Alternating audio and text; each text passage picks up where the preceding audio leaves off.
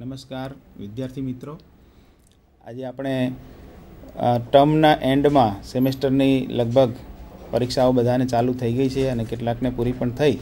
જોતજોતામાં આપણું એક સેમેસ્ટર પૂર્ણ થવાને આરે છે. 22 વ્યાખ્યાનમાળા અંતર્ગત પણ આપણે આ છેલ્લું જ વ્યાખ્યાન દિવાળીના વેકેશન પહેલાંનું આપની સમક્ષ લઈ અને અત્રે ઉપસ્થિત થયા છે. મારી સાથે ગવર્મેન્ટ સાયન્સ કોલેજના પ્રોફેસર મેડમ છે ડૉક્ટર પ્રજ્ઞાબેન પી પ્રજાપતિ. તેમનું હું સ્વાગત કરું છું. વાલા વિદ્યાર્થી મિત્રો, આજે આપણે બાયોટિક ફેક્ટર્સ વિશેની વાત કરવાની છે અને જે સેમેસ્ટર 1ની અંદર ખૂબ જ અગત્યનો ટૉપિક છે અને ખૂબ જ સરસ વિદ્યાર્થીઓને માહિતી મળી રહે એટલા માટે માહિતીસભર વાત લઈ અને આપણી સમક્ષ પ્રજ્ઞાબેન પણ ઉપસ્થિત થયા છે. મિત્રો, દિવાળીનું વેકેશન પડશે, તમને પણ વેકેશન માણવાનો ખૂબ જ આનંદ હશે. પણ સાથે સાથે મારે એક સૂચન પણ એ કરવાનું છે મિત્રો કે હજુ સેમેસ્ટરની જે ફાઇનલ એક્ઝામ છે એ આપણે આપવાની બાકી છે. એટલે મારા ખ્યાલથી આપણા વેકેશનના આનંદમાં થોડો ઘટાડો થશે, પરંતુ એ વાતનો પણ આપણને આનંદ રહેશે કે આપણને ખૂબ જ ઘણો લાંબો સમય વાંચવા માટે as a reading time vacation આપણને મળી જાય છે. તો એનો ભરપૂર આપ બધા ફાયદો ઉઠાવો અને ખૂબ જ સારા માર્કે સેમેસ્ટરમાં ઉત્તીર્ણ થાવ તેવી હું શુભકામનાઓ પાઠવું છું. અને આ ટૉપિકની શરૂઆત કરવા માટે હું ડૉક્ટર પ્રજ્ઞાબેન પ્રજાપતિને આમંત્રણ આપું છું કે મારા વાલા વિદ્યાર્થી મિત્રોને બાયોટિક ફેક્ટર્સ વિશેની માહિતી પ્રજ્ઞાબેન આપને આપશે. Pragnaben, welcome. Thank you sir. Good afternoon વિદ્યાર્થી મિત્રો. આજે આપણે બાયોટિક ફેક્ટર્સ વિશેની સારી એવી વાતો કરવાની છે. બાયોટિક ફેક્ટર્સ એટલે કે જૈવિક પરિબળો. જૈવિક પરિબળો એટલે શું? તો ખાસ કરીને સજીવો જ્યારે એકબીજા સાથે વસવાટ કરે છે ત્યારે એકબીજા સાથે આંતરક્રિયાઓ દર્શાવે છે અને ભૌતિક પરિબળો એના ઉપર અસર કરતા હોય છે. માટે આપણે એને જૈવિક પરિબળો તરીકે ઓળખીએ છીએ. એટલે સજીવો અને પર્યાવરણ સાથેનો અભ્યાસ છે. બાયોટિક ફેક્ટર્સ જૈવિક પરિબળોના મુખ્યત્વે 2 પ્રકારો છે. સિમ્બાયોસિસ એટલે કે પોઝિટિવ ઇન્ટરેક્શન અને બીજો પ્રકાર છે એન્ટાગોનિઝમ એટલે કે નેગેટિવ ઇન્ટરેક્શન. હવે આપણે આગળ જોઈએ તો સિમ્બાયોસિસ બાયોટિક ફેક્ટર્સમાં જે સિમ્બાયોસિસ અને એન્ટાગોનિઝમ છે તેનું આખું ક્લાસિફિકેશન કરેલું છે. એમાં પણ ઓડમ નામના જે વૈજ્ઞાનિક છે કે જેણે સહજીવન સિમ્બાયોસિસ એટલે કે સહજીવન એવો શબ્દ આપેલો, મેકડુગલ નામના વૈજ્ઞાનિકે પણ તેના ઉપર સારું એવું સંશોધન કરેલું છે. આ સિમ્બાયોસિસના મુખ્યત્વે 3 પ્રકાર જોવા મળે છે સહજીવનના. એમાં મ્યુચ્યુઅલિઝમ, કોમેન્સાલિઝમ અને પ્રોટોકોઓપરેશન એવા મુખ્યત્વે એના 3 પ્રકારો જોવા મળતા હોય છે. સહજીવન એટલે શું? એક સાથે વસવાટ કરવું. એમાં મ્યુચ્યુઅલિઝમ એટલે કે સહોપકારિતા, કોમેન્સાલિઝમ એટલે સહભોજિતા અને પ્રોટોકોઓપરેશન નોન ઓબ્લિગેટરી, જેમાં હર્મિટ કરચલા અને સમુદ્ર ફૂલનું એક સરસ દ્રષ્ટાંત છે જે આપણે પાછળથી સમજીશું. મ્યુચ્યુઅલિઝમમાં જે વાત કરું તો સહોપકારિતા એનું આગળ જે ક્લાસિફિકેશન કરેલું છે એમાં સતત સંપર્ક અને અસતત સંપર્ક ધરાવતા સજીવોનો અભ્યાસ કરવામાં આવે છે, જેને આપણે સંયોજક અને વિયોજક મ્યુચ્યુઅલિઝમ તરીકે આપણે એને ઓળખીએ છીએ. એવી જ રીતે કોમેન્સાલિઝમમાં પણ સંયોજક અને વિયોજક કોમેન્સાલિઝમ એવી રીતે એના મુખ્ય 2 પ્રકારો પડે છે. અને સંયોજક કોમેન્સાલિઝમમાં જે કંઈ દ્રષ્ટાંતો છે, જે કંઈ ઉદાહરણો છે એ આપણે સરસ મજાની સ્લાઇડ દ્વારા સમજીશું. હવે પછીની જે સ્લાઇડ છે તે લાઇકેનની સ્લાઇડ છે, જે મ્યુચ્યુઅલિઝમ એટલે કે સંયોજક મ્યુચ્યુઅલિઝમ પ્રકારનું એક દ્રષ્ટાંત છે. લાઇકેનમાં લીલ અને ફૂગનું સહજીવન જોવા મળે છે. એટલે કે આ એક બીજી જે સ્લાઇડ છે એ પણ લાઇકેનની છે. હવે આ લાઇકેનની જ્યારે ઇન્ટરનલ સ્ટ્રક્ચર જોઈએ, આપણે આંતરિક રચના જોઈએ તો એની અંદર ફૂગનું આખું સ્ટ્રક્ચર રચના જોવા મળતી હોય છે અને જેમાં લીલના જે કોષો હોય છે તે વસવાટ કરતા જોવા મળે છે. લીલના જે કોષો હોય છે તે પ્રકાશ સંશ્લેષણની ક્રિયા કરે છે અને ખોરાક બનાવે છે. પરંતુ ખોરાક બનાવવા માટે એને જે કાચો પુરવઠો છે તે ફૂગના કોષો પૂરા પાડે છે. એટલે કે લીલ અને ફૂગનું જે સહજીવન જોવા મળે છે, જે આ મ્યુચ્યુઅલિઝમમાં જોવા મળે છે, જેમાં પોઝિટિવ ઇન્ટરેક્શન જોવા મળતું હોય છે, જેમાં બંને સજીવો એકબીજાને પરસ્પર લાભ કરતા હોય છે. પોઝિટિવ ઇન્ટરેક્શન લાઇકેન એટલે કે આલ્ગી અને ફૂગ બંને એકબીજાને પરસ્પર લાભદાયી જીવન ગુજારતા હોય છે. બીજું જે ઉદાહરણ છે તે રૂટ નોડ્યુલ્સ એટલે કે મૂળગંડિકા. મૂળગંડિકામાં રાઇઝોબિયમ નાઇટ્રીફોઇંગ પ્રકારના બેક્ટેરિયા અથવા તો એઝોટોબેક્ટર પ્રકારના જે નાઇટ્રીફોઇંગ બેક્ટેરિયા છે તે વસવાટ કરતા હોય છે. આ મૂળગંડિકામાં તમે જુઓ અહીં ગંડિકા જોઈ શકો છો. એની જે પછીની જે સ્લાઇડ છે એમાં વધારે સારી ગંડિકાઓ જોવા મળે છે. એટલે કે ગંડિકા એટલે કે જે ગાંઠ જેવો ભાગ છે તે. આ રાઇઝોબિયમ પ્રકારના જે બેક્ટેરિયા છે તે એકબીજા સાથે સામૂહિક વસવાટ કરી અને ગાંઠ જેવો ભાગ બનાવે છે. સામાન્ય રીતે વનસ્પતિ વાતાવરણમાંથી સીધો નાઇટ્રોજન શોષી શકતી નથી અને એને પરિણામે આ જે બેક્ટેરિયા હોય છે તે વાતાવરણનો નાઇટ્રોજન શોષે છે અને વનસ્પતિ શોષી શકે તેવા સાદા નાઇટ્રેટ સ્વરૂપમાં રૂપાંતરિત કરે છે. આ તમે જે સ્લાઇડ જુઓ છો એ સ્લાઇડમાં આ જે ભાગ છે તે રાઇઝોબિયમ પ્રકારના બેક્ટેરિયા છે. આ રાઇઝોબિયમ પ્રકારના બેક્ટેરિયા જ્યારે મૂળમાં વસવાટ કરે છે, શિંબિકુળની વનસ્પતિના મૂળમાં આ પ્રકારના બેક્ટેરિયા જોવા મળતા હોય છે અને આ જે બેક્ટેરિયા હોય છે તે સામૂહિક રીતે વસવાટ કરે છે. એને પરિણામે તે વનસ્પતિને નાઇટ્રોજન પૂરો પાડતા હોય છે. એટલે કે બંનેને પરસ્પર લાભ થતું જોવા મળે છે. પછીની જે સ્લાઇડ છે તે માઇકોરહાઇઝા એટલે કે કવકમૂળની સ્લાઇડ છે. કવકમૂળ એ પણ એક મ્યુચ્યુઅલિઝમ પ્રકારનું જ ઉદાહરણ છે. કવકમૂળ એટલે શું કે ખાસ કરીને પાઇનસ અથવા તો હંસરાજ કે ઓર્કિડ જેવી જે વનસ્પતિ છે એના મૂળની બાહ્ય સપાટીમાં અથવા તો મૂળના જે કોષો હોય છે એની અંદરની સપાટીમાં અમુક પ્રકારની ફૂગના કવકસૂત્રો જોવા મળે છે અને આ જે ફૂગના જે કવકસૂત્રો હોય છે તે મૂળની આસપાસ વીંટળાય છે, જેને પરિણામે આખું જે સ્ટ્રક્ચર છે જેને કવક મૂળ તરીકે ઓળખવામાં આવે છે. આ મ્યુચ્યુઅલિઝમમાં બે પ્રકાર જે માઇકોરહાઇઝા જે છે કવકમૂળ છે એના બે પ્રકાર જોવા મળે છે, એક્ટોમાઇકોરહાઇઝા અને એન્ડોમાઇકોરહાઇઝા. એક્ટોમાઇકોરહાઇઝા જેમાં પાઇનસ રૂટ તમે જુઓ અહીં આકૃતિમાં સ્લાઇડમાં તમે જોઈ શકો છો કે આ જે ફૂગના જે કવકસૂત્રો હોય છે તે અહીંયા કોષોમાં એના જે બહારના આંતરકોષીય અવકાશ હોય છે તે આંતરકોષીય અવકાશોમાં ફૂગના કવકસૂત્રો જોવા મળે છે, કવક ઝાડ જોવા મળે છે અને એ રીતે તે વસવાટ કરતા જોવા મળે છે. જ્યારે એન્ડોમાઇકોરહાઇઝા એટલે કે જે ઓર્કિડનું જે રૂટ જોવા મળે છે એ ઓર્કિડના રૂટમાં કોષોની વચ્ચે આ જે ફૂગના કવકસૂત્રો જોવા મળે છે. આ જે કવકસૂત્રો હોય છે તે ભેજનું શોષણ કરે છે અને આ પ્રમાણે બંને એકબીજાને પરસ્પર લાભ મેળવતા જોવા મળે છે. આ વિયોજક મ્યુચ્યુઅલિઝમનું એક સરસ મજાનું ઉદાહરણ છે. ત્યાર પછી જે મ્યુચ્યુઅલિઝમ આ પણ જે છે તે ઓર્કિડના રૂટની સ્લાઇડ છે જેમાં એક્ટોટ્રોફિક માઇકોરહાઇઝા જોવા મળતું હોય છે. પછીનું જે ઉદાહરણ છે તે ક્લોરેલા આલ્ગી અને હાઇડ્રા એનું એક સરસ મજાનું ઉદાહરણ આપેલું છે જેમાં કન્જક્ટિવ મ્યુચ્યુઅલિઝમ એટલે કે સંયોજક પ્રકારનું મ્યુચ્યુઅલિઝમ જોવા મળે છે. તો જે હાઇડ્રા છે એના ગેસ્ટ્રોડર્મલ સેલમાં ક્લોરેલા આલ્ગી જોવા મળે છે. હાઇડ્રા પોતે ક્લોરેલા આલ્ગીને વસવાટ આપે છે. શ્વસનની ક્રિયા દરમિયાન જે કાર્બન ડાયોક્સાઇડ છૂટો પડે છે તે કાર્બન ડાયોક્સાઇડ આપે છે પ્રકાશ સંશ્લેષણની ક્રિયા માટે અને સાથે સાથે તે પોતે N2 એટલે કે નાઇટ્રોજન પણ પૂરો પાડે છે અને એને પરિણામે જે ક્લોરેલા લીલ હોય છે તે પ્રકાશ સંશ્લેષણની ક્રિયા કરી ખોરાક બનાવે છે અને તે કંઈક અંશે આ ખોરાક જે છે તે હાઇડ્રાને પણ પૂરો પાડે છે. આવી રીતે બંને વચ્ચેનું પરસ્પર સહજીવન જોવા મળતું હોય છે, બંનેને પરસ્પર લાભ થતો હોય છે. બીજો જે પ્રકાર છે વિયોજક મ્યુચ્યુઅલિઝમ. સંયોજક મ્યુચ્યુઅલિઝમમાં વાત કરી કે બંને કાયમ માટે એકબીજા સાથે સંપર્ક ધરાવે છે અને પરસ્પર લાભ આપે છે. જ્યારે વિયોજક મ્યુચ્યુઅલિઝમમાં તેઓ અલ્પ સમય માટે એકબીજા સાથે સહવાસ કરે છે. એમાં એક પોલિનેશન એટલે કે પરાગનયનનું એક સરસ મજાનું ઉદાહરણ તમે જોઈ શકો છો સ્લાઇડમાં.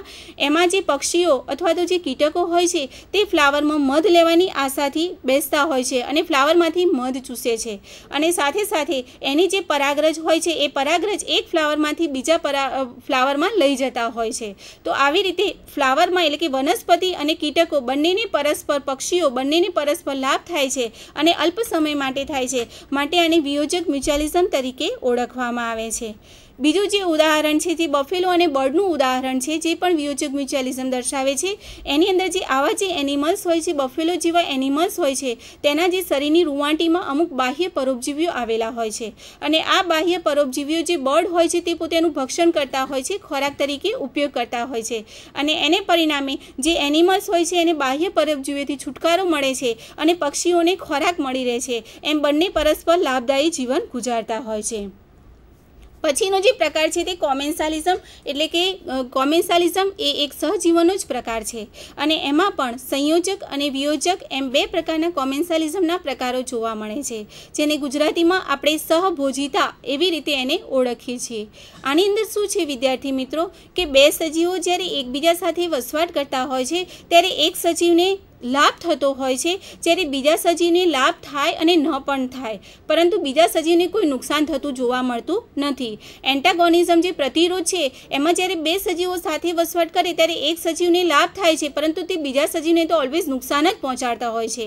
પરંતુ આની અંદર એ બાબત નથી, એક સજીવને લાભ થાય છે પરંતુ બીજા સજીવને લાભ કે નુકસાન એવું કંઈ થતું નથી. માટે આને કોમેન્સાલિઝમ એટલે કે સહભોજિતા તરીકે ઓળખવામાં આવે છે અને પોઝિટિવ ઇન્ટરેક્શન એટલા માટે આને કહેવામાં આવે છે.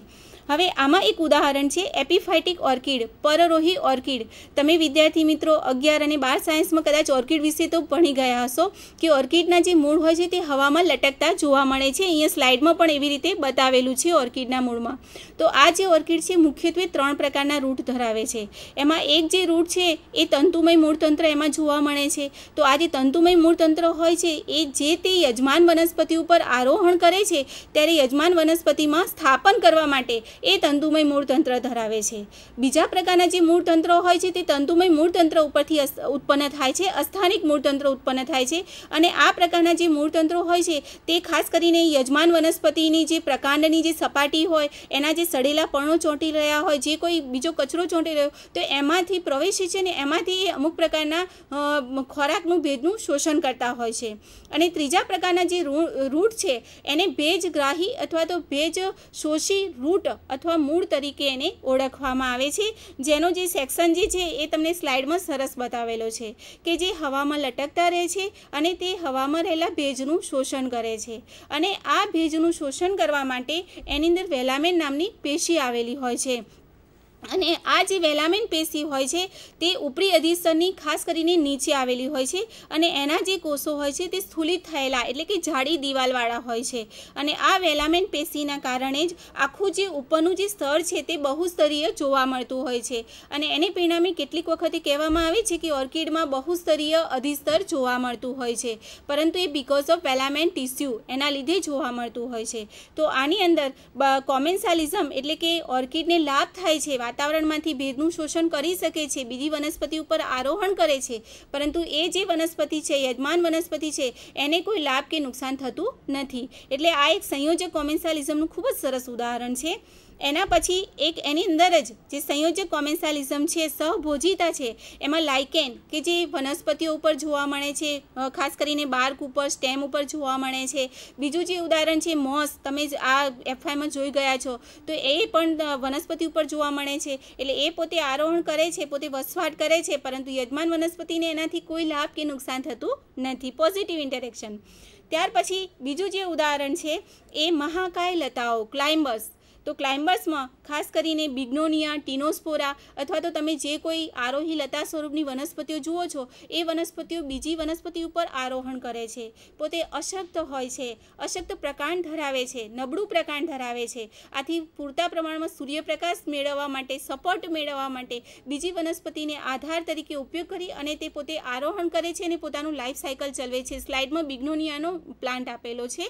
તો આ વનસ્પતિને પોતે આરોહણ માટે યજમાન વનસ્પતિનો ઉપયોગ કરે છે, પરંતુ યજમાન વનસ્પતિને એના કારણે કોઈ લાભ કે નુકસાન થતું નથી. ત્યાર પછીનું જે ઉદાહરણ છે પિનોથેરસ ઓસ્ટ્રિયમ નામનો જે ઓયસ્ટર ક્રેબ છે એનું એક સરસ મજાનું ઉદાહરણ છે. વિદ્યાર્થી મિત્રો તમે જુઓ કે આ જે આખી જે છે એ બીજા એક ઓયસ્ટર ક્રેબ છે, બીજી જે છીપની પ્રાવર ગૃહા છે. અને આ છીપની પ્રાવર ગૃહામાં આ જે પિનોથેરસ ઓસ્ટ્રિયમ નામનો જે ક્રેબ છે એ ઓયસ્ટર ક્રેબ એ આની અંદર વસવાટ કરે છે, પોતે વસવાટ કરે છે. આ જે છીપે તૈયાર કરેલો જે ખોરાક હોય છે તે ખોરાક પણ સીધો મેળવે છે, પરંતુ છીપને એનાથી કોઈ ફેર પડતો નથી. એટલે આ પણ એક સંયોજક કોમેન્સાલિઝમ દર્શાવતું એક સરસ મજાનું ઉદાહરણ છે કે જે ઓયસ્ટરની મેન્ટલ કેવિટીમાં કરચલો વસવાટ કરતો હોય છે. બીજું, હ્યુમન બોડીમાં અથવા તો બીજા બધા જે પ્રાણીઓ હોય છે એ બીજા બધા પ્રાણીઓના શરીરમાં ઇકોલાઈ નામના બેક્ટેરિયા વસવાટ કરે છે અને પોતે પોતાનું લાઈફ સાયકલ ત્યાં ગાડી વ્યતીત કરતા જોવા મળે છે. તો એની અંદર અહીંયા જે આકૃતિમાં બતાવ્યું છે, સ્લાઇડમાં બતાવ્યું છે, ફોટો બતાવે છે કે જઠરમાં ઇકોલાઈ બેક્ટેરિયા જોવા મળે છે, પરંતુ એનાથી માણસને એટલે કે આપણને કોઈ ફેર પડતો નથી. આપણા શરીરમાં એવા ઘણા બેક્ટેરિયા વસવાટ કરે છે અને એનાથી આપણા શરીરને કોઈ એવો કોઈ ફેર પડતો નથી. એટલે આ પણ એક સરસ મજાનું કોમેન્સાલિઝમનું ઉદાહરણ છે. પછી ઝાડ ઉપર જોવા મળતા જુદા જુદા પક્ષીઓ છે, આ એક સરસ મજાનો બીજી એક આકૃતિ આવી છે. પછી એક સ્લાઇડ બીજો સરસ ફોટો ખિસકોલી બતાવી છે અહીંયા. તો ખિસકોલી પક્ષીઓ કે જે ઝાડ ઉપર જોવા મળતા હોય છે અને પોતે ઝાડ ઉપર વસવાટ કરે છે, ખોરાક મેળવે છે, પ્રજનન જેવી વર્તણૂક દર્શાવે છે, પરંતુ એના પરિણામે પણ ઝાડને કોઈ નુકસાન થતું નથી. કેટલીક વખતે બીજ અને બીજાંકુરણનો ખોરાક તરીકે ઉપયોગ કરે છે, એટલે ઝાડને કંઈક અંશે નુકસાન કરે છે. સાહેબ તમને થોડું ડિટેલમાં સમજાવશે, પરંતુ એને પરિણામે આ ઝાડને એટલું લાંબુ નુકસાન થતું નથી. અને એને પરિણામે આ જે પણ એક સંયોજક કોમેન્સાલિઝમનું એક સરસ મજાનું ઉદાહરણ છે. પછી એક બીજું ઉદાહરણ છે કોમેન્સાલિઝમનું શાર્ક ફિશ અને સકર ફિશ. તો શાર્ક ફિશ અને સકર ફિશ એટલે શાર્ક ફિશ દરિયાઈ નિવાસી જે પ્રાણી છે, ફિશ છે, એ જ્યારે દરિયામાં તરે છે ત્યારે એની નીચે સકર ફિશ છે તે ચોંટી જાય છે. આ સકર ફિશ એની પૃષ્ઠ સપાટી ઉપર ચૂસકો ધરાવે છે અને એ ચૂસકોથી શાર્ક ફિશની નીચેની બાજુએ ચોંટી જાય છે. શાર્ક ફિશ જ્યારે પ્રચલન કરે છે, દરિયાના પાણીમાં તરે છે, ત્યારે જે સકર ફિશ હોય છે એની સાથે પણ તરતી હોય છે. જ્યારે એને ખોરાક મળે છે ત્યારે સકર ફિશ પોતે છૂટી પડી જાય છે અને ખોરાક મેળવે છે અને ફરી પાછી શાર્ક ફિશની નીચે એ ચોંટી જતી જોવા મળે છે. તો આવી રીતે જે સકર ફિશ છે એ પોતાના ચૂસકો દ્વારા શાર્ક ફિશની નીચે ચોંટેલી રહેતી હોય છે. એટલે કે આ એક સંયોજક કોમેન્સાલિઝમનું એક બીજું એક સરસ મજાનું ઉદાહરણ છે. ત્યાર પછી વિયોજક કોમેન્સાલિઝમ. વિયોજક કોમેન્સાલિઝમ એટલે કે અલ્પ સમય માટેનો જે કોન્ટેક્ટ હોય, વસવાટ હોય, જેને વિયોજક કોમેન્સાલિઝમ તરીકે ઓળખવામાં આવે છે. જેમાં સેપ્રોફાઇટ્સ એટલે કે મૃતોપજીવી પ્રકારની ફૂગનો સમાવેશ થાય છે. મૃતોપજીવી પ્રકારની ફૂગ તમે સ્લાઇડમાં જોઈ શકો છો કે મશરૂમની જુદી જુદી જાતો છે, એગેરિકસ છે, ત્યાર પછી બીજી જે જુદી જુદી જાતો છે. એના પછીની જે સ્લાઇડ જુઓ તો એમાં મ્યુકર તમારે એફવાયમાં આવે છે, એટલે તમને ખબર છે કે વાસી બ્રેડ ઉપર મ્યુકર જોવા મળતું હોય, તો વાસી જે ખાદ્ય પદાર્થો હોય એના ઉપર તમને મ્યુકર ફૂગ જોવા મળતી હોય છે. તો આ બધી જે મૃતોપજીવી સડેલા મૃતદેહો અથવા તો સડેલા વનસ્પતિના ભાગો ઉપર જે ફૂગ જોવા મળે છે, જેને મૃતોપજીવી ફૂગ તરીકે ઓળખવામાં આવે છે. આ જે મૃતોપજીવી ફૂગ હોય છે તે પોતે અમુક પ્રકારના વૃદ્ધિ હોર્મોન્સનો એટલે કે જિબ્રેલિક જેવા અંતઃસ્રાવનો સ્ત્રાવ કરે છે અને એને પરિણામે આજુબાજુ જે વનસ્પતિ વૃદ્ધિ પામે છે એની ઝડપથી વૃદ્ધિ થઈ શકે, એના મૂળતંત્ર અને વનસ્પતિનો ઝડપી વિકાસ થઈ શકે, એ રીતે પોતે આ મૃતોપજીવી ફૂગ છે તે મદદરૂપ થતી હોય છે અને એને પોતાને તો કોઈ એનાથી લાભ કે નુકસાન થતું નથી. તો આ પ્રમાણે એક વિયોજક કોમેન્સાલિઝમનું પણ એક સરસ મજાનું ઉદાહરણ છે. સાથે સાથે બીજું એક આની અંદર સ્લાઇડ નથી મૂકી, પરંતુ વિદ્યાર્થી મિત્રો તમારે વિયોજક કોમેન્સાલિઝમનું એક ઉદાહરણ છે ફિશનું જે એક ઉદાહરણ છે. સાહેબ કઈ ફિશ કયા પ્રકારની હોય છે એની અંદર ફિશનું કે જે સમુદ્ર કાકડીની અવસાણીમાં વસવાટ કરે છે. ફિરાસ્પર ફિશ કે જે સમુદ્ર કાકડી જે છે એની અવસાણીમાં વસવાટ કરે છે, પરંતુ એ પોતે દુશ્મન પ્રાણીની સામે રક્ષણ મેળવવા માટે એ પ્રાવરમાં અવસાણીમાં સંતાઈ જાય છે અને ફરી પાછો એ પોતે ગોદો મારી અને પ્રાવરમાંથી અવસાણીમાંથી બહાર નીકળી અને પોતે પોતાનું લાઈફ સાયકલ કમ્પ્લીટ કરે. એટલે વિદ્યાર્થી મિત્રો તમારા પ્રેક્ટિકલમાં ફિરાસ્પર ફિશનું એક ઉદાહરણ આવે છે, એ પણ તમારું વિયોજક કોમેન્સાલિઝમનું ઉદાહરણ છે. ત્યાર પછી છેલ્લું જે પ્રકાર છે પ્રોટોકોઓપરેશન. પ્રોટોકોઓપરેશન એ કંઈક અંશે કોમેન્સાલિઝમ પ્રકારનું જ એક ઉદાહરણ એવું ઘણા વૈજ્ઞાનિકો માને છે, છતાં પણ આને એક અલગ વર્ગ તરીકે મૂકેલો છે પ્રોટોકોઓપરેશન. તો એની અંદર જે ઉદાહરણ છે હર્મિટ કરચલો અને સમુદ્ર ફૂલ. હર્મિટ કરચલામાં શું છે કે એ મૃદુકાયનું જે ખાલી કવચ હોય એની અંદર આ હર્મિટ કરચલો વસવાટ કરતો હોય છે. એ શોધી લે છે ખાલી કવચ અને પછી એની અંદર એ ઘૂસી જાય છે અને પોતે એની અંદર વસવાટ કરે છે અને એને પોતે પ્રચલન કરી અને સાથે એ કવચને લઈને ફર્યા કરતું હોય છે અને એ પોતે આના કવચ ઉપર સમુદ્ર ફૂલને સ્થાપિત કરે છે, જેને સી એનિમોન તરીકે ઓળખવામાં આવે છે. આ સમુદ્ર ફૂલ તમે સ્લાઇડમાં જોઈ શકો છો કે સમુદ્ર ફૂલને એ કોષ્ઠાંત્રી વર્ગનું પ્રાણી છે અને એને પોતાના જે કવચ જે છે ખાલી કવચ છે એના ઉપર પોતે સ્થાપિત કરી દે છે અને પોતે પ્રચલન કરીને જાય છે. સમુદ્ર ફૂલ એની ઉપરની બાજુએ સૂત્રાંગો જેવો ભાગ ધરાવે છે અને એ સૂત્રાંગો જેવા ભાગમાં અમુક પ્રકારના ઝેરી પદાર્થોનો સ્ત્રાવ થતો હોય છે.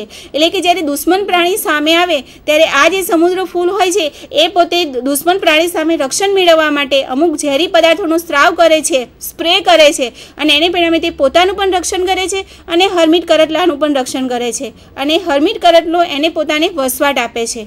બંને સાથે વસવાટ કરે છે આમ જોઈએ તો બંને પરસ્પર લાભ મેળવે છે, પરંતુ જો સમુદ્ર ફૂલ અલગ હોય તો એનાથી એને કોઈ લાભ કે નુકસાન થતું નથી. એ પોતે પોતાનું જીવન ગુજારી શકે છે.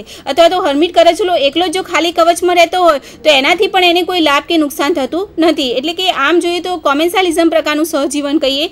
એટલે આ જે પ્રોટો કોઓપરેશન છે એનું એક આ બીજું એક સરસ મજાનું ઉદાહરણ છે.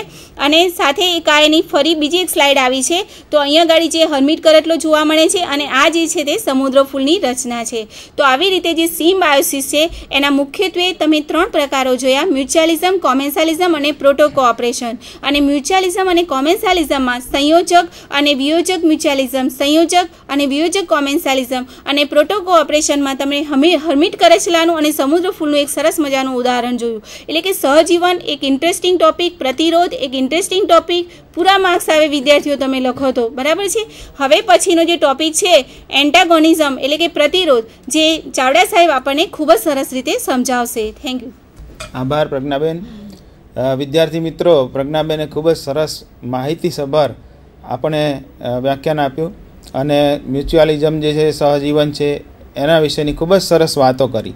આપણે બધા જ જાણીએ છીએ અને ભણીએ છીએ કે વનસ્પતિ જગત, પ્રાણી જગત, પરંતુ બંને વનસ્પતિ પ્રાણીઓ કેવી રીતે એકબીજાની સાથે એ સહજીવન જીવે છે, કઈ રીતે એકબીજાને મદદરૂપ થાય છે, એ વિશેની ખૂબ જ રસપ્રદ માહિતી પ્રજ્ઞાબેને આપણને આપી. જનરલી આપણે તો એવી જ રીતે જોતા હોઈએ કે વનસ્પતિ વિકસે છે, પ્રકાશ સંશ્લેષણ કરે છે, પણ અંદરના ઇન્ટર રિલેશન્સ, જે આંતર સંબંધો હોય, જે માનવ જીવનમાં પણ જોવા મળે છે, એમ પ્રાણી જીવનમાં પણ જોવા મળે છે અને વનસ્પતિ અને પ્રાણી વચ્ચે પણ જોવા મળે છે. તો આવા જુદા જુદા પ્રકારના સંબંધો અને વનસ્પતિ અને પ્રાણી જગતની અજાયબીઓ જેને કહેવાય, એવી સરસ મજાની વાત પ્રજ્ઞાબેને કરી. હવે નેક્સ્ટ જે આપણે જોઈશું એ સ્લાઇડ અત્યારે ચાર્ટમાં આપણે જુદા જુદા પ્રકારો જે છે એનો અભ્યાસ બતાવશે. તો એન્ટાગોનિઝમ જે છે એના પ્રકારોની અંદર એક્સપ્લોઇટેશન, એન્ટીબાયોસિસ અને કોમ્પિટિશન એવા મુખ્ય 3 જે પ્રકારો છે તે આવે છે. જેમાં એક્સપ્લોઇટેશનની અંદર પ્રેડિશન અને પેરાસાઇટિઝમ આવે છે, જ્યારે એન્ટીબાયોસિસમાં પેનિસિલિયમ જે છે એનું ઉદાહરણ છે. કોમ્પિટિશનમાં ઇન્ટ્રાસ્પેસિફિક એન્ડ ઇન્ટરસ્પેસિફિક એવા 2 ઉદાહરણ છે. જ્યારે ફરી વખત લેફ્ટ હેન્ડ સાઇડ ઉપર ડાઉન આવીએ આપણે પ્રેડેશનની અંદર, તો ગ્રેઝિંગ એન્ડ સ્ક્રેપિંગ છે, પછી સીડ્સ એન્ડ સીડલિંગ ડિસ્ટ્રક્શન છે અને ઇન્સેક્ટિવોરસ પ્લાન્ટ્સ છે. આ બધા એના ઉદાહરણો છે. પેરાસાઇટિઝમમાં જોઈએ તો ટોટલ અને પાર્શિયલ એવા 2 પ્રકારો છે અને એમાં પણ સ્ટેમ પેરાસાઇટ અને રૂટ પેરાસાઇટ બંનેની અંદર કોમન એવા ઉદાહરણો છે. તો ટોટલ અને પાર્શિયલ એવી રીતે 2 મુખ્ય પ્રકારો અને એના સબ જે ટાઈપ્સ છે સ્ટેમ અને રૂટના પ્રકારો છે. તો હવે નેક્સ્ટ સ્લાઇડની અંદર આપણે જોઈએ કે એન્ટાગોનિઝમ એમાં ઇન્સેક્ટિવોરસ જે પ્લાન્ટ છે, જે ખાસ કરીને ડ્રોસેરાનું ઉદાહરણ છે, એ પહેલાં મારે તમને થોડું સમજાવવાનું છે, કારણ કે ખાસ કરીને આગળ આપણે જે પ્રકારો જોઈ ગયા છે એની અંદર ગ્રેઝિંગ અને સ્કેપિંગ, આના માટેની સ્લાઇડ મૂકેલી નથી. એટલે ગ્રેઝિંગ જેને કહેવામાં આવે છે, ગ્રેઝિંગ એટલે ચરાણ વિસ્તાર. તો જે વિસ્તારની અંદર પશુઓ જે હોય, પશુઓના ચરિયાણ માટે ઘાસ ઉગતો હોય, ખાસ કરીને આપણે વીડી કહીએ ઘાસની, અથવા તો આપણે કહીએ કે ઘાસના પ્રદેશો જે ચરાણ પ્રદેશ તરીકે ઓળખાય છે. અને ખાસ કરીને અત્યારે જમીનોની જ્યારે વાત ચાલતી હોય છે ત્યારે એવા કેટલાક છાપામાં સમાચાર પણ જોવા મળે કે પ્રાણીઓની ચરિયાણ પ્રદેશની જમીનો વેચી મારવામાં આવી વગેરે વગેરે. તો આ જે ચરાણ પ્રદેશ છે તેમાં ખાસ કરીને ઘેટા બકરાઓ છે, ગાયો ભેંસો છે, પાલતુ પ્રાણીઓ જે બધા છે તેને ચરાવવા માટે લઈ જવામાં આવે છે.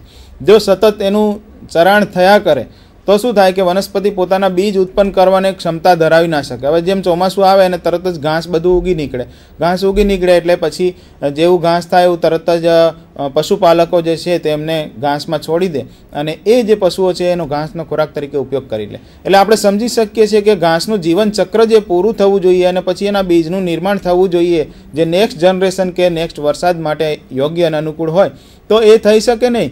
કારણ કે યંગ સ્ટેજમાં જે ઘાસને આ જે પ્રાણીઓ છે, પ્રાણીઓ એનો ખોરાક તરીકે ઉપયોગ કરી લે છે, ચારા તરીકે ઉપયોગ કરી લે છે, એટલે બીજ ઉત્પન્ન કરી નથી શકતી વનસ્પતિ. એ ના થાય એટલે નેક્સ્ટ જનરેશન જે આવે એ નેક્સ્ટ જનરેશનમાં ઘટાડો થઈ જાય છે. કારણ કે બીજનો પુરવઠો ના હોય તો નવી વનસ્પતિ કે નવા ઘાસનું નિર્માણ પણ ઓછું થાય. એમ ધીમે ધીમે વર્ષ પ્રતિ વર્ષ આ જે પ્રમાણ છે ઘાસનું ઘટતું જાય અને એક સમય એવો આવે કે ત્યાં જે જમીન છે તે જમીન બંજર જમીન બની જાય છે. એટલે કે જે ચરાણ થઈ જાય ત્યાં હવે કોઈ પણ પ્રકારનું ઘાસ રહેતું નથી. ત્યાં વિદ્યાર્થી મિત્રો એક કાંટાળી વનસ્પતિઓ જે હોય એ પોતાનું આધિપત્ય જમાવે છે, કારણ કે ત્યાં આગળ હવે ઘાસ નથી અને કાંટાળી વનસ્પતિ પ્રાણીઓ ખોરાક તરીકે લેતા નથી. એટલે જ્યાં ગ્રેઝિંગ થયેલું હોય ત્યાં કાંટાળી વનસ્પતિઓ, ઝાંખરાળી વનસ્પતિઓ હોય એવી બાવળ જેવી વનસ્પતિઓ બધી ઉગી નીકળે અને એ જમીનનો છેવટે ચરાણ પ્રદેશનો નાશ થાય છે. બીજું જે છે એ સ્કેપિંગ છે. તો એમાં પણ આપણે કહીએ છોલણી. તો આખો જે પર્વતીય પ્રદેશ છે, પર્વતીય પ્રદેશ હોય કે મેદાની પ્રદેશ હોય, એ સતત રીતે આવી રીતે ગ્રેઝિંગ થયા કરે. તો ગ્રેઝિંગ થવાના કારણે એ વનસ્પતિ કે એ જે વિસ્તાર છે નષ્ટપ્રાયને આરે ઊભો રહી જાય છે અને છેવટે આપણે આપણા આ ચરાણ પ્રદેશો છે તે ગુમાવીએ છીએ. બીજું છે સીડ એન્ડ સીડલિંગ ડિસ્ટ્રક્શન. બીજ અને જે બીજાંકુરણ હોય એનો નાશ. તો કઈ રીતે એનો નાશ થાય? તો મેડમે તમને એક બે ફોટોગ્રાફ આગળ બતાવેલા, એમાં પક્ષીઓનો ફોટોગ્રાફ અને એની અંદર ખિસકોલીનો ફોટોગ્રાફ, એવા બે ફોટોગ્રાફ તમને જોવા મળેલા ખૂબ સરસ. અને ઝાડની ઉપર એ રહે છે, અરે ફરે છે અને ખાય છે બીજ અને પર્ણો અથવા એના બીજાંકુરણો, સીડલિંગ્સ છે એ ખોરાક તરીકે લે. એટલે વિદ્યાર્થી મિત્રો આમાં કેવું થાય કે જે આગળ આપણે મેં તમને વાત કરી હમણાં ચરાણ પ્રદેશની, એવી જ રીતે કેટલીક વનસ્પતિઓ પોતાના બીજ ઉત્પન્ન કરે, ફળ ઉત્પન્ન કરે. તો એ ફળ અને બીજ જ્યારે પરિપક્વ થાય અને એ પછી જે જમીન ઉપર પડે ત્યારે એનું ન્યૂ જનરેશન જે છે ઉત્પન્ન થાય. પણ કેટલાક પક્ષીઓ અને કેટલાક પ્રાણીઓ જેને પ્રિય ખોરાક હોય તેવી વનસ્પતિના બીજ છે સતત ખાધા કરે છે અને એ ખાઈ જવાના કારણે નેક્સ્ટ જનરેશન એટલે કે એ વનસ્પતિનો ફેલાવો છે બહુ અઘરો બની જાય છે. એટલે સીડ જે છે એ સીડનો ખોરાક તરીકે ઉપયોગ કરે છે. કેટલાક પ્રાણીઓ વનસ્પતિના બીજના અંકુરણ જે જમીન ઉપર પડ્યા પછી અંકુરિત થયા હોય વરસાદ પછી, તો એ કુમળા બીજાંકુરણ જે હોય છે તેનો ખોરાક તરીકે ઉપયોગ કરી લે છે. એટલે નવી વનસ્પતિ પોતે એનો વિકાસ સાધી શકતી નથી. એટલે જો એક ટ્રી હોય તો એની નીચે ફરી વખત જનરેશન થાય, જેમ આપણે લીમડાનું ઝાડ હોય તેની નીચે કેટલી બધી લીંબોડીઓ પડી હોય અને પછી જ્યારે ચોમાસું આવે ત્યારે સરસ મજાના નાના સીડલિંગ્સને લીમડાઓના છોડ જોવા મળે આપણને. તો એ તો બીટર સ્વાદવાળો છે, કડવો છે લીમડો, એટલે પ્રાણીઓ અને પક્ષીઓ ના ખાય. પણ જે ખરેખર સ્વાદિષ્ટ જે હોય એ પ્રાણીઓને ભાવતું ભોજન હોય તો એ બીજ ખાઈ જાય છે, એ ના સમજ છે. એટલે એનું જે નેક્સ્ટ જનરેશન છે એ પણ ભયમાં મુકાય છે. તો એના માટેના પણ પ્રયત્નો આપણે કરવા જોઈએ. તો આ પણ એક પ્રકારનું નુકસાન પ્રેરે છે. અને ત્રીજું જે છે એ કીટાહારી વનસ્પતિઓ. તો હવે આપણે આ ત્રીજી પ્રકાર ઉપર આવીએ છીએ અને એની સ્લાઇડ આપણે જોઈએ તો ફર્સ્ટ સ્લાઇડ ડ્રોસેરાની છે અને એ ડ્રોસેરાનો ફોટોગ્રાફ છે. ખૂબ સરસ રીતે આપણે જોઈએ તો તમે જુઓ કે ડ્રોસેરાના જે પર્ણો જે છે એ રતાશ પડતા લાલ રંગના છે અને એ લાલ રંગના જે પર્ણો છે એની ઉપર ફૂલેલી ગદા જેવા આકારનો ભાગ ઉત્પન્ન થાય. એના ઉપર નાના સ્પર્શકો ઉત્પન્ન થાય છે અને આ જે સ્પર્શકોની ઉપર મોતી જેવા બિંદુઓ દેખાય છે આપણને. એ બિંદુઓ જે છે બધા શ્લેષ્મના બિંદુઓ છે અને ચીકણા રસનો સ્ત્રાવ કરેલા હોય. જ્યારે સૂર્યપ્રકાશ આના ઉપર પડે છે ત્યારે એ ખૂબ જ સરસ મજાના ચળકતા ડાયમંડ જેવા લાગે. એટલે એના ઉપર કીટકને આકર્ષાવાનું મન થાય, આવીને બેસવાનું મન થાય કે કંઈથી ખોરાક મળશે. જેવું કીટક આવી અને આના ઉપર બેસે છે તેવું ચીકણા શ્લેષ્મયુક્ત આ બિંદુઓની અંદર એક કીટક સપડાઈ જાય છે, ચોંટી જાય છે. ચોંટી જાય એટલે તરત જ પછી એ જે ચીકણો સ્ત્રાવ છે એ ચીકણો સ્ત્રાવ જે એ કીટકને અંદર સુધી લઈ જાય છે. કીટક એમાં તરફડિયા મારે છે, છૂટવાના પ્રયત્ન કરે છે પણ એ છૂટી શકતું નથી અને છેવટે એ ધીમે એનો નાશ કરે છે, એનું પાચન કરી નાખે છે. પાચન કરવા માટે HCl જેવા રસાયણો, જે એસિડિક રસાયણો છે તેનો સ્ત્રાવ થાય છે અને એ રસાયણો દ્વારા તેનું પાચન થઈ જાય અને એમાંથી ખોરાક મેળવાય છે. તો મિત્રો તમને એવું લાગશે કે વનસ્પતિને વળી શું કીટકો ભક્ષણ કરવાની જરૂર પડે? પ્રકાશ સંશ્લેષણ કરીને ખોરાક તો બનાવે છે. હા, ખોરાક બનાવે છે, પરંતુ એ વનસ્પતિ પોતાના વિકાસ માટે પૂરતો નાઇટ્રોજન મેળવી શકતો નથી. એટલે નાઇટ્રોજન મેળવવા માટે એમને આવા કીટકોની જરૂરિયાત ઊભી થાય છે. કીટકોમાં પ્રોટીન હોય છે, નાઇટ્રોજન હોય છે, પુષ્કળ પ્રમાણમાં મળી રહે. એટલે આવા પ્રકારનું અનુકૂલન સાધે કીટકોને એમાં ફસાવે છે, આકર્ષાય છે, તેવા શ્લેષ્મ ગ્રંથિના બિંદુઓ ઉત્પન્ન કરે છે અને છેવટે એ કીટક એમાં ભક્ષણ થઈ જાય છે.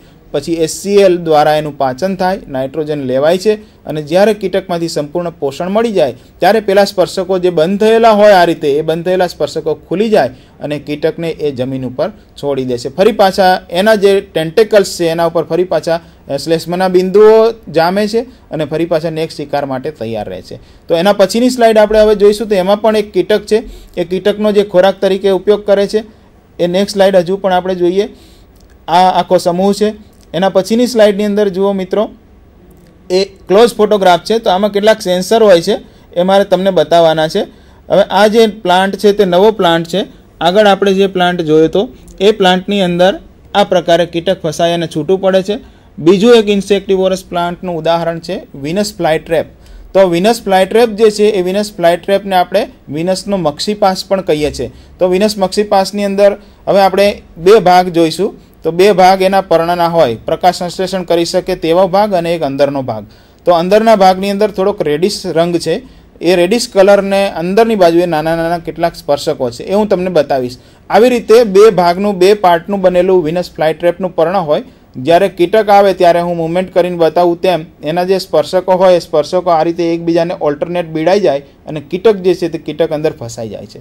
પાચનની પ્રક્રિયા HCl દ્વારા જ થાય છે અને એમાંથી નાઇટ્રોજનયુક્ત ખોરાક મેળવી અને પછી એ કીટક મૃત્યુ પામે, ખોરાક લેવાઈ જાય ત્યારે ધીમે ધીમે એ પર્ણ ખુલે છે અને કીટકને જમીન પર મૂકી દે છે. નેક્સ્ટ સ્લાઇડ આપણે જોઈએ તો એની અંદર જે સ્પર્શકો છે, સ્પર્શકો હું તમને બતાવું. તો ખાસ કરીને આ જે નાનકડા ઉપસેલા ભાગો જેવા દેખાય છે એ એના સંવેદન અંગો છે. જેવું કીટક આના ઉપર બેસે છે અને આને ટચ થાય એટલે તરત જ એનામાં સંવેદનાઓ ઉત્પન્ન થાય અને એ સંવેદનાઓ જે છે એ સંવેદનાઓ ધીમે ધીમે એની પર્ણની નીચેના ભાગે જે કિનારી આવેલી છે ત્યાં સુધી જઈ અને એને બીડાવાનો સંકેત આપે છે. જેવું કીટક બેઠું હોય એવું તરત જ આ જે કાંસકા જેવા, કાંટા જેવા ભાગ છે એ સામે ઓલ્ટરનેટ રીતે ગોઠવાય રીતે ધીમે ધીમે પર્ણ બીડાઈ જાય છે. જેવો ખોરાક આવે અને બેસે એટલે તરત જ એ બીડાઈ જાય છે. આમ કેટલીક વખત તો એ પોઝિશનમાં ખૂબ ઝડપથી બીડાઈ જાય કારણ કે કીટકો આવીને તરત ઉડી જતા હોય. આની અંદર ખાસ કંઈ શ્લેષ્માનો સ્ત્રાવ હોતો નથી એટલે તરત જ એને બંધ થઈ જવું પડે. બંધ થઈ અને પછી એ પાછું કીટકને મુક્ત કરે. નેક્સ્ટ સ્લાઇડ આપણે જોઈએ તો અહીંયા જુઓ કીટક ફસાયેલું દેખાય છે અંદરની બાજુએ અને એ બ્લેકિશ કલરનું નાનકડું ફૂદા જેવું છે. તો આ કીટક આખું આ ડબ્બામાં પુરાઈ ગયેલું હોય તેવું વિદ્યાર્થી મિત્રો લાગે આપણને, પણ એ ખરેખર વનસ્પતિ પોતાના પોષણ માટે કરે છે અને છેવટે પછી એને મુક્ત કરી દે છે જ્યારે તે મૃત્યુ પામે છે. એટલા માટે જ આપણે એને ઇન્સેક્ટિવોરસ પ્લાન્ટ કહીએ છીએ. ઇન્સેક્ટ જે છે એનું ભક્ષણ કરે છે. હવે આપણે એના પછીની જે સ્લાઇડ જોઈશું, નેક્સ્ટ સ્લાઇડ. એ નેક્સ્ટ સ્લાઇડની અંદર એ કીટકનું પાચન થઈ ગયા પછી એ પર્ણ ખુલી ગયું છે વિનસનો મક્ષીપાસ અને એને વાતાવરણમાં ફેંકી દે છે. એના પછીની સ્લાઇડ પણ એવું જ કંઈક આપણને બતાવે છે કે જેની અંદર કીટક છે અને કીટકને એ વનસ્પતિ પોતાનાથી હવે દૂર ફેંકે છે. એની પાસે હવે ખોરાક નથી એટલા માટે અને નેક્સ્ટ શિકાર માટે તે પર્ણ ખુલ્લું રાખી અને તૈયાર થાય છે. ત્યારબાદ આપણે સ્લાઇડ જોઈએ તો એ બીજું ઉદાહરણ છે નિપેન્થસ, કળશપર્ણ. હવે આ ત્રીજા નંબરની વનસ્પતિ છે કીટાહારી કળશપર્ણ. એનું નામ કળશપર્ણ, કળશ જેવો એનો આકાર છે. ખાસ કરીને આપણે જે રસોડામાં અને પાણી પીવા માટે લોટાનો ઉપયોગ કરીએ એના જેવો આકાર જોવા મળે છે. ઉપરની બાજુએ ઢાંકણ એક હોય છે અને એનો જે પર્ણદંડ છે એ પાછળ ખૂબ જ લંબાયેલો હોય છે. ઘણી વખત એ પર્ણદંડ છે સ્પ્રિંગ જેવો પણ બનતો હોય છે એટલે એને કળશપર્ણ તરીકે ઓળખવામાં આવે છે. આ કળશપર્ણ જે છે એ કળશપર્ણ અંદરની બાજુએ રોમ ધરાવે છે.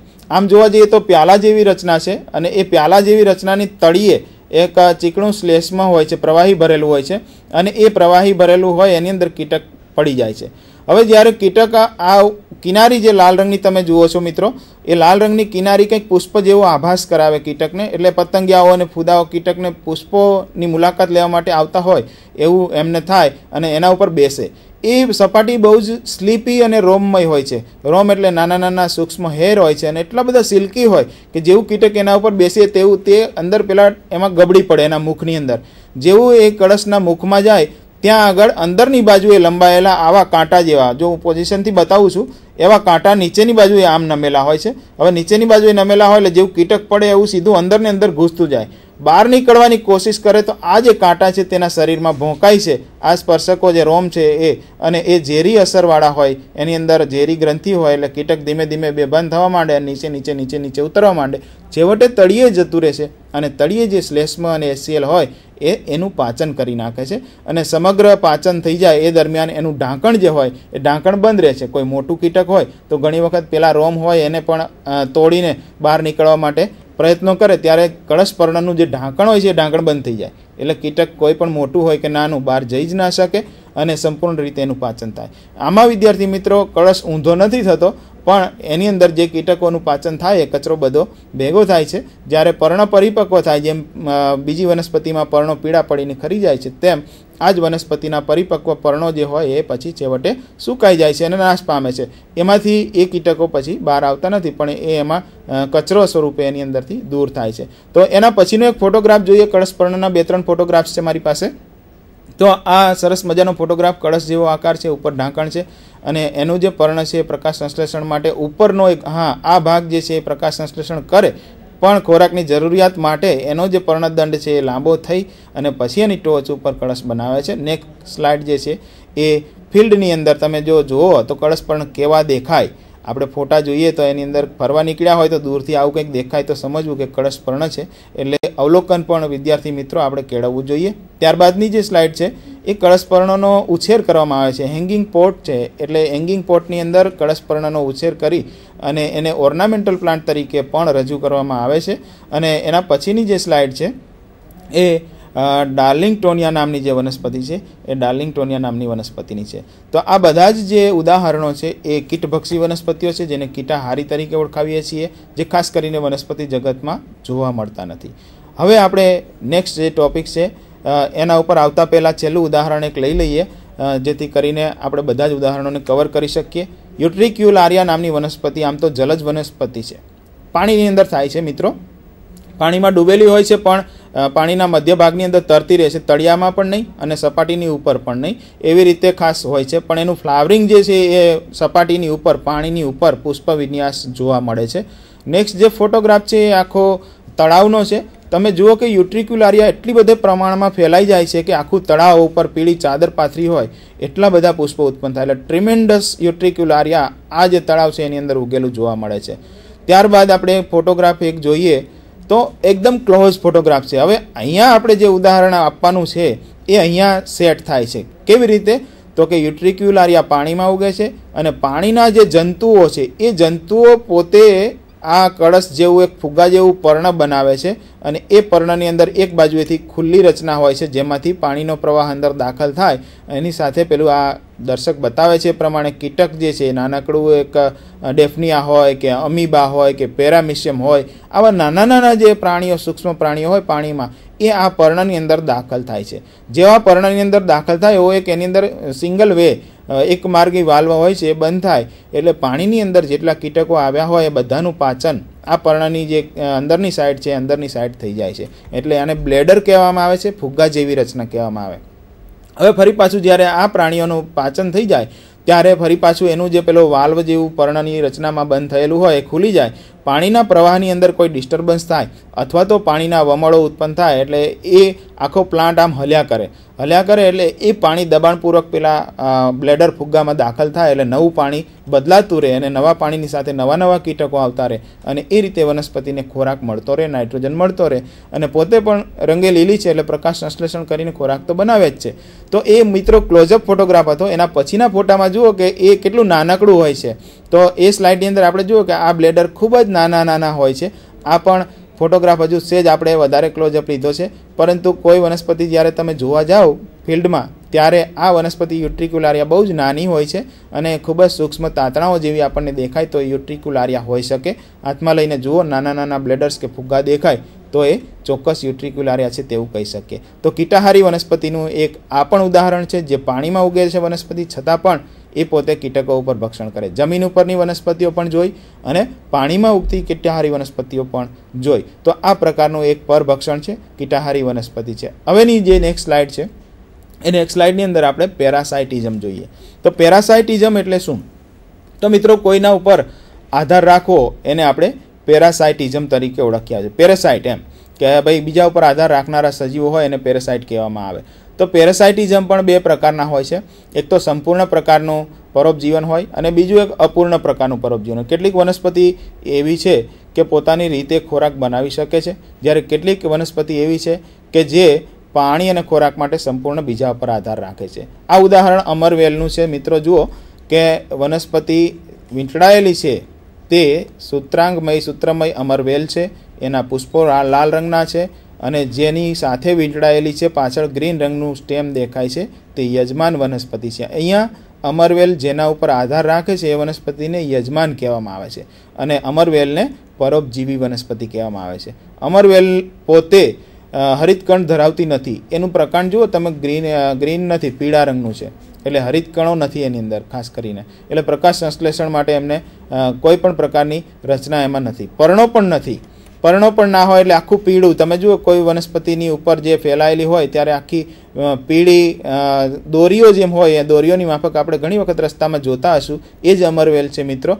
તો એ પીળી દોરીઓ છે એમાં પર્ણો ના હોય, એની પાસે પ્રકાશ સંશ્લેષણ માટે હરિતકણો નથી, એટલે ખોરાક માટે અને પાણી માટે બંને માટે એ યજમાન વનસ્પતિ ઉપર આધાર રાખે, કારણ કે પોતાને મૂળતંત્ર પણ નથી, જમીનમાં મૂળ સ્થાપિત કરી શકતી નથી, એટલે એ યજમાન વનસ્પતિના ચૂસકમાં મૂળ દાખલ કરે. આ ફોટોગ્રાફ આપણે જોઈએ તો એની અંદર આપણને જોવા મળશે કે સેક્શન લીધેલો છે યજમાન વનસ્પતિનો. એની જલવાહક પેશી આપણને નીચે મધપૂડા જેવી દેખાય છે. જલવાહક પેશીમાંથી પાણી અને કાર્બનિક ક્ષારોનું શોષણ કરે. સેજ ઉપર જઈએ એટલે અન્વાહક પેશી સાઈડમાં આપણને દેખાય છે, લેયર આખું, એમાંથી એ ખોરાક પણ લઈ લે છે. એટલે અમરવેલ મિત્રો પાણી અને ખોરાક બંને વનસ્પતિમાંથી લઈ લે છે અને પોતાનો વિકાસ પૂર બહારમાં કરે છે. એટલે ઘણી વખત તો એવું થાય છે કે યજમાન વનસ્પતિને જીવનું પણ જોખમ થાય, યજમાન વનસ્પતિ ઘણી વખત મૃત્યુ પણ પામતી હોય છે, એવા પણ કિસ્સાઓ જોવા મળે છે. તો અમરવેલનો વધારે પડતો ફેલાવો જે થાય તો યજમાનને નુકસાન પહોંચાડે છે, એટલે એને સંપૂર્ણ પરોપજીવી વનસ્પતિ કહીએ છીએ, જે પ્રકાંડ ઉપર છે. ત્યાર પછીનું ઉદાહરણ છે એ પેરાસાઇટિઝમ, પરોપજીવન છે, એ મૂળનું ઉદાહરણ છે. પહેલાં પ્રકાંડનું ઉદાહરણ જોયું, હવે મૂળનું ઉદાહરણ જોઈએ. તો રૂટ ઉપર પેરાસાઇટ જે છે ઓરોબેન્કી નામની વનસ્પતિ તમાકુના ખેતરોમાં ખાસ કરીને જોવા મળતી હોય છે. તમાકુના મૂળ જે હોય એ મૂળમાંથી એ પોતે પોષણ મેળવે છે અને ખોરાક મેળવે છે, પાણી મેળવે છે, પોતાનો વિકાસ કરે છે. ખૂબ સરસ ફ્લાવરિંગ અહીંયા ફોટોગ્રાફમાં દેખાય છે મિત્રો. ઓરોબેન્કી છે. તમાકુના ખેતરોમાં આપ ક્યારે જતા હો ગામડે તો જોજો, ક્યાંક વિશિષ્ટ પ્રકારનું તમાકુ કરતાં જુદો છોડ દેખાય તો એ ઓરોબેન્કી હોવાની શક્યતાઓ 99.99% હોય છે. તો આ પણ એક ઓબ્ઝર્વેશનનો વિષય છે. ત્યાર પછીનું આપણે ઉદાહરણ જોઈએ છે તો રફલેસિયા નામની વનસ્પતિ, એ પણ રૂટ પેરાસાઇટ છે. આ તમે મિત્રો તમને જાણીને નવાઈ લાગશે કે વનસ્પતિ જગતની અંદર મોટામાં મોટું પુષ્પ જે છે એ પુષ્પ રાફલેસિયાનું છે. આજુબાજુ તમે જુઓ વનસ્પતિના પર્ણોની સાઇઝ અને આ પુષ્પની સાઇઝ ખૂબ જ મોટું, વિશાળ, લગભગ 5 ફૂટ જેટલું ડાયામીટર ધરાવતું હોય છે આ પુષ્પ. પણ આની એક ખામી કહો તો ખામી, પુષ્પમાંથી દુર્ગંધ બહુ આવે છે, ખાસ કરીને માંસ સડેલું હોય એવી દુર્ગંધ આવે છે. એટલે આ પુષ્પ લાગે આકર્ષક પણ નજીક જવાનું આપણને મન ના થાય. તો આ જે રાફલેસિયા નામની વનસ્પતિ છે એ જંગલોની અંદર ઉગે છે અને મૂળ જે હોય એ મૂળની અંદરથી ખોરાક મેળવે છે અને પોતે પોતાનો વિકાસ કરે છે. સંપૂર્ણ રીતે ખોરાક અને પાણી માટે પરોપજીવી જીવન ગુજારે છે.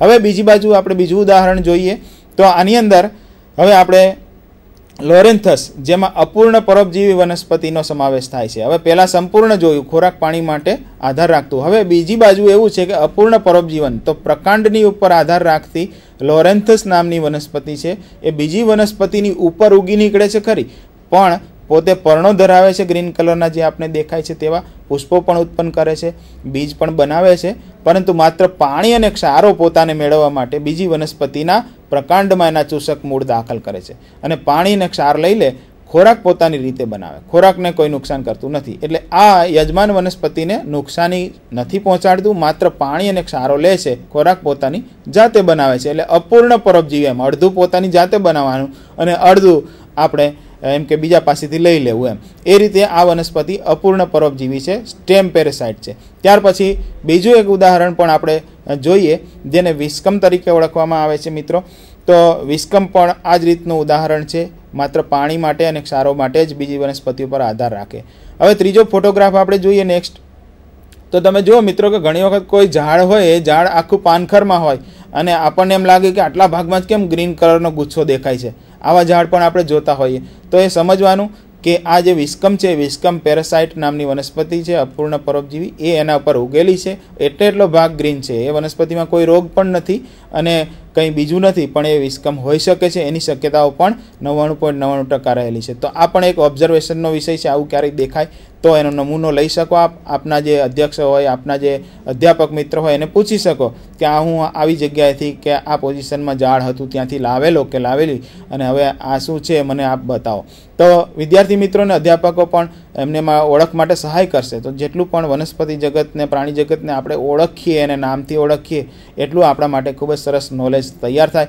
એના પછી મિત્રો એક આપણે સ્લાઇડ જોવી છે અને એ ખાસ કરીને વાંદો જે છે અને વિસ્કમ છે, બંને જ્યારે બીજી વનસ્પતિ ઉપર જોડાય ત્યારે એનું આપણે કહીએ છીએ ને કે જોડાણ થાય ત્યાં ગાંઠ રહી જાય, એમ બરાબર. તો અહીંયા જુઓ ગાંઠ જેવો ભાગ ઉત્પન્ન થાય છે, એટલે પેલી વનસ્પતિ છે એના પર આવે છે ખરી, પણ ધીમે ધીમે ચૂસક મૂળ દાખલ કર્યા પછી એનો વચ્ચેનો જે માર્ગ તૈયાર થવો જોઈએ પાણીના પ્રવાહ માટેનો જલવાહક પેશી, એ માર્ગ તૈયાર થતાં ત્યાં થોડોક અનવાહક પેશીનો ગઠ્ઠો જામે અને તે ગાંઠ જેવી રચના બનાવે છે. એટલે જોડાણ સ્થાન છે ત્યાં હંમેશા ગાંઠ જેવી રચના જોવા મળે. આ જોવા મળે તો એ વિસ્કમ 100% છે તેમ આપણે કહી શકીએ.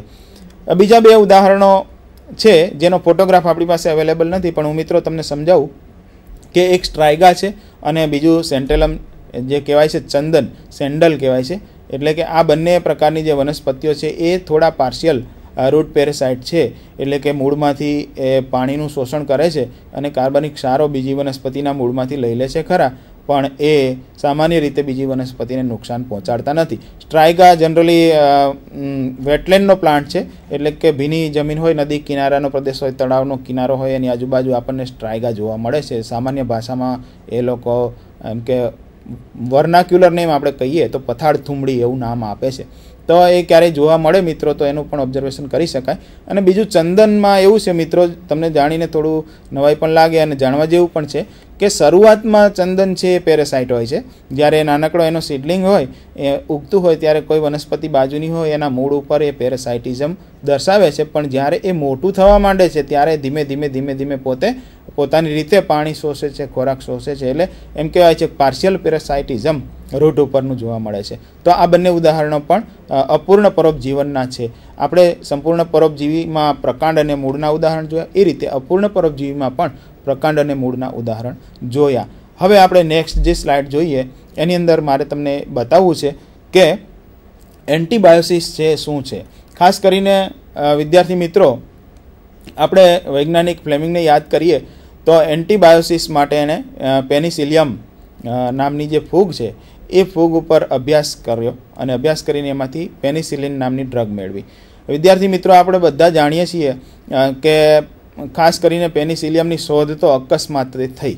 જ્યારે માઇક્રોબાયોલોજીની અંદર સાયન્ટિસ્ટ પ્રયોગ કરતા હતા એ વખતે પેનિસિલિયમ નામની ફૂગ આવી અને એ ફૂગનો ગ્રોથ થવાથી આજુબાજુ જે બેક્ટેરિયાનો પેટ્રી ડિશમાં ગ્રોથ કે વિકાસ થવો જોઈતો હતો એ નહોતો થતો. એટલે એલેક્ઝાન્ડર ફ્લેમિંગને એવું થયું કે આવું કેમ થાય છે, એને કોના કારણે થાય છે. એટલે માઇક્રોબાયોલોજિસ્ટ હતા, એટલે માઇક્રોસ્કોપમાં સ્ટડી કરીને જોયું તો પેનિસિલિયમ નામની ફૂગ એમને જોવા મળી અને એ ફૂગ પેલા બેક્ટેરિયાનો સતત નાશ કર્યા કરતી હતી.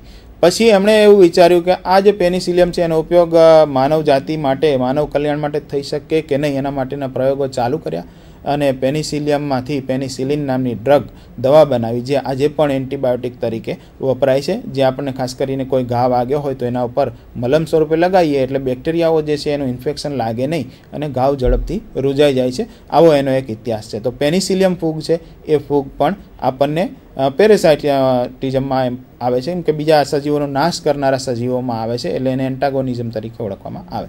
નેક્સ્ટ સ્લાઇડની અંદર મિત્રો આપણે જોઈએ તો એની અંદર કોમ્પિટિશન, ખાસ કરીને અત્યારનો હોટ ટોપિક જેને કહેવામાં આવે કે કોમ્પિટિશન વિદ્યાર્થી મિત્રોમાં અંદર જોવા મળે, ક્લાસરૂમમાં જોવા મળે, કોમ્પિટિટિવ એક્ઝામની અંદર કોમ્પિટિશન જોવા મળે. એટલે કે સ્પર્ધા જેને કહેવાય એ સ્પર્ધા તો બધે જ છે મિત્રો. વનસ્પતિ જગતમાં પણ છે અને પ્રાણી જગતમાં પણ સ્પર્ધાઓ થાય છે. આના કોઈ ફોટોગ્રાફ આપણી પાસે નથી, પણ એને મારે એક્સપ્લેનેશન હું તમને કરું તો કેવી રીતે સ્પર્ધા થતી હોય.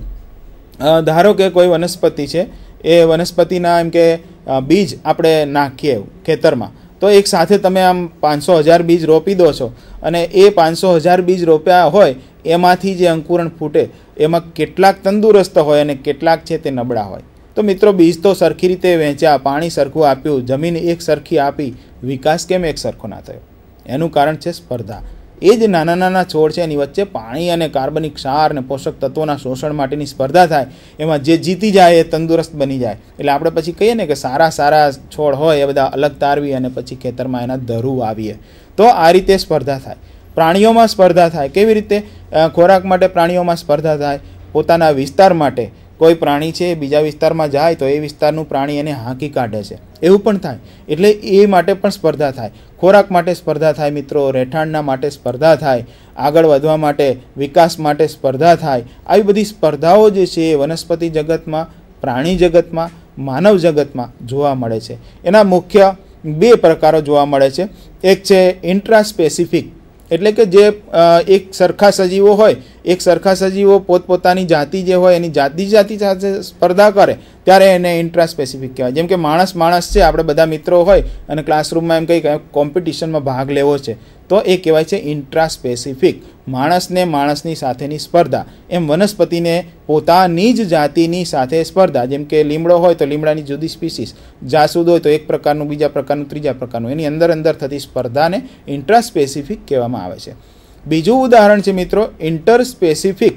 તો ઇન્ટર સ્પેસિફિક એટલે કેવું ઉદાહરણ કે એક જાતિનું પ્રાણી કે વનસ્પતિ એ બીજા જાતિના પ્રાણી કે વનસ્પતિ સાથે જ્યારે સ્પર્ધામાં ઉતરે ત્યારે એને ઇન્ટર સ્પેસિફિક સ્પર્ધા તરીકે ઓળખવામાં આવે છે. આવી રીતે જ્યારે માણસ છે, માણસ કોઈ પ્રાણીને વશ કરવા માટે એની સાથે સ્પર્ધામાં ઉતરે તો એને ઇન્ટર સ્પેસિફિક સ્પર્ધા તરીકે ઓળખવામાં આવે છે, કોમ્પિટિશન કહેવાય છે.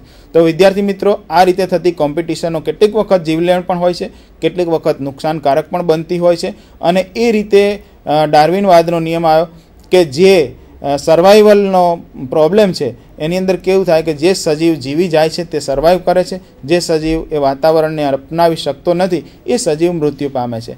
એટલે આ રીતે આ પ્રકારનું ભક્ષણ અને આ પ્રકારની સ્પર્ધાઓ જે છે, સ્પર્ધાઓ સજીવોને વિવિધ પ્રકારે નુકસાન પહોંચાડે છે અને કેટલીક જાતિઓનો વિનાશ પણ નોતરે છે. એટલે કેટલીક નાશપ્રાય થયેલી જાતિઓ આવી સ્પર્ધાઓનું પરિણામ પણ હોઈ શકે છે. તો આ ખૂબ જ લાંબો ટોપિક છે અને આની અંદર તો હજુ પણ ઘણું બધું સંશોધન કરવાનું બાકી છે. ઘણી પણ વનસ્પતિઓ હજુ પણ આપણાથી ધ્યાનમાં ના આવી હોય તેવી અજાયબ વનસ્પતિઓ જે છે કે વનસ્પતિઓ પ્રાણીઓ સાથેના કેટલાક સંબંધો હોય, આવું બધું અભ્યાસ કરવાનો બાકી છે. મિત્રો, આપ પણ એવું એક લુકિંગ કેળવો અને આજુબાજુની વનસ્પતિઓનો અભ્યાસ કરો. કંઈક નવું જણાય તો આપના અધ્યાપક મિત્રોને, એક્સપર્ટ્સને જાણ કરો, એમને પણ રસ પડશે અને એવી માહિતીઓ સતત આપતા રહો અને ફિલ્ડની અંદર સતત ફરતા ઓબ્ઝર્વેશન કરવાનું રાખો તો મને લાગે છે કે આપણો જે બોટનિકલ સર્વે અને બોટનીનો અભ્યાસ છે તે સંપૂર્ણ પરિપૂર્ણ થાય. આ ફોટોગ્રાફ બતાવીએ, આ બધું સ્લાઇડ્સો બતાવીએ એના કરતાં પણ વનસ્પતિ જગત અને પ્રાણી જગતને આપણી પોતાની આંખે જોઈએ તો એ વાસ્તવિક ચિત્ર આપણી સામે રજૂ કરે. નહીં તો આપણે ફોટોગ્રાફને કલ્પના ના કરી શકીએ કેવડો હશે, એ વૃક્ષ કેવડું હશે, એ પ્રાણી કેવડું હોય. કારણ કે હવે તો ફોટોગ્રાફી પણ માઇક્રો અને એનલાર્જ થઈ ગઈ છે. એટલે મિત્રો, ફિલ્ડમાં ફરી અને જેટલો અનુભવ મળે તેટલો અનુભવ લઈ અને આપણે એનો અભ્યાસ કરીએ તો આપણે ખૂબ સરસ રીતે આગળ વધી શકીએ. ફરીથી વિદ્યાર્થી મિત્રો, આપ બધાને દિવાળીની શુભકામનાઓ, નવા વર્ષની શુભકામનાઓ પાઠવું છું. અત્રે મારી સાથે સાથ આપવા બદલ પ્રજ્ઞાબેન પ્રજાપતિનો પણ હું ખૂબ ખૂબ આભાર માનું છું, જેઓ ખૂબ કામમાં વ્યસ્ત છે છતાં ગવર્મેન્ટ સાયન્સ કોલેજમાંથી અત્રે પધાર્યા છે. તો મિત્રો, આપને ખાસ વેકેશન થોડુંક એન્જોય ઓછું કરજો. સેમેસ્ટરની પરીક્ષા માટે ખૂબ આપ મહેનત કરો અને ખૂબ સારા માર્ક લાવો તેવી આપને શુભેચ્છા પાઠવી અને વિરમું છું. અસ્તુ. જય હિન્દ, જય ભારત. નમસ્તે મિત્રો.